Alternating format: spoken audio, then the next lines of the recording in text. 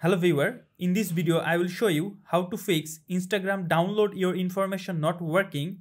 It show you could not load media. Let's see how to solve this error. Step 1. Open your browser where you try to download your information. Click on 3 dot. Now go to delete browsing data. From this list, please delete cookies, browsing history, and clear image and file cache.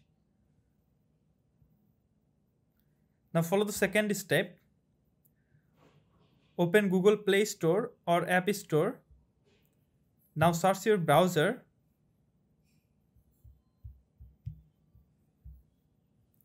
From here, please make sure your browser is fully updated to the latest version. Now step 3, open your phone setting. Now go to your connection setting. From here, please make sure your internet connection is stable. And if you are using any VPN or proxy network, please disable it, because sometimes network issue interfere with loading large data file.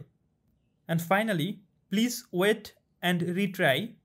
The link might be for a large file and the meta server could be overloaded or processing the file.